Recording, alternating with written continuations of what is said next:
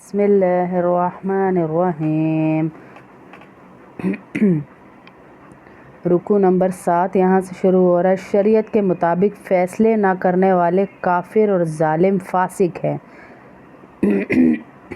اِنَّا أَنزَلْنَا التَّوْرَاةَ فِيهَا هُدًى وَنُورٌ يَحْكُمُ بِهَا النَّبِيُّونَ الَّذِينَ أَسْلَمُوا لِلَّذِينَ هَادُوا وَالرَّبَّانِيُّونَ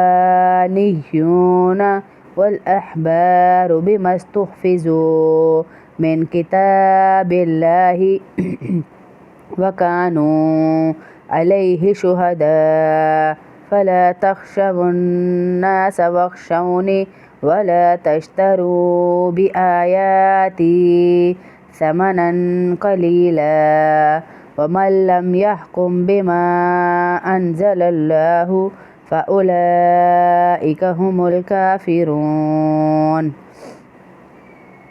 بے شک ہم نے تورات نازل کی تھی جس میں ہدایت بھی تھی اور نور بھی تھا۔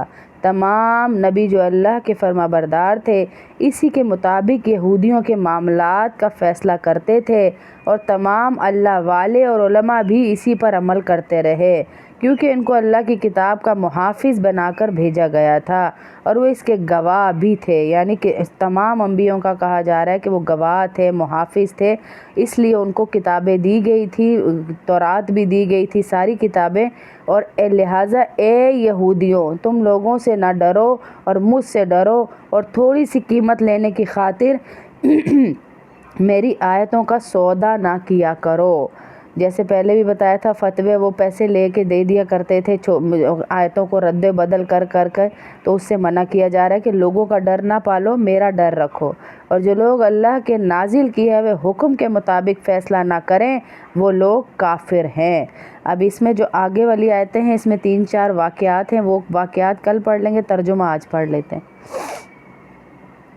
وَكَتَبْنَا عَلَيْهِمْ فِيهَا أَنَّ النَّفْسَ بِالنَّفْسِ وَالْعَيْنَ بِالْعَيْنِ وَالْأَنْفَ بِالْأَنْفِ وَالْأُذُنَ بِالْأُذُنِ وَالسِّنَّ بِالسِّنِّ وَالْجُرُوحَ قِصَاصٌ فَمَنْ تَصَدَّقَ بِهِ فَهُوَ كَفَّارَةٌ لَهُ وَمَن لَّمْ يَحْكُم بِمَا أَنزَلَ اللَّهُ فَأُولَٰئِكَ هُمُ الظَّالِمُونَ۔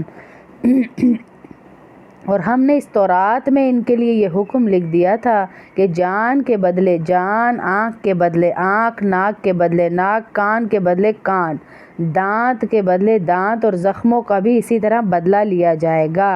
ہاں، جو شخص اس بدلے کو معاف کر دے تو اس کے لیے کوئی گناہ اور کفارہ نہیں ہے، اور جو لوگ اللہ کے نازل کیے ہوئے حکم کے مطابق فیصلہ نہ کریں وہ لوگ ظالم ہیں، بہت بڑے ظالم ہیں۔ اسی آیت کے پس منظر میں نیچے بہت بڑے 2 واقعات ہیں، ان میں تفصیل میں تھوڑا سا جانا پڑے گا، اس لیے کل بیان کروں گی۔ وَقَفَّيْنَا عَلَىٰ آثَارِهِمْ بِعِیسَىٰ ابْنِ مَرْیَمَ مُصَدِّقًا لِمَا بَیْنَ یَدَیْہِ مِنَ التَّوْرَاةِ وَآتَیْنَاهُ الْإِنْجِیلَ فِیہِ هُدًى وَنُورٌ وَمُصَدِّقًا لِمَا بَیْنَ یَدَیْہِ مِنَ التَّوْرَاةِ وَهُدًى وَمَوْعِظَةً لِلْمُتَّقِینَ۔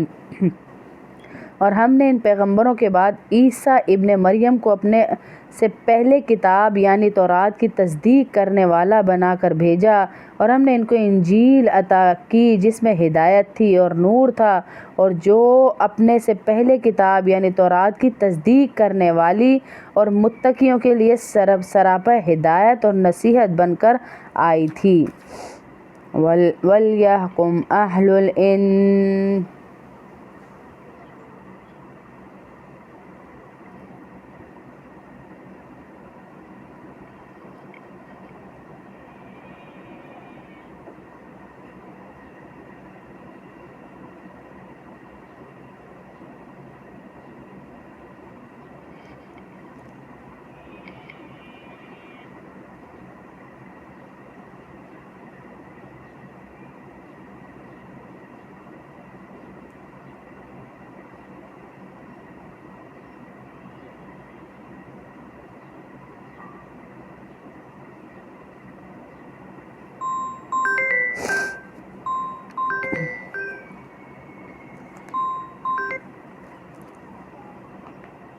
جی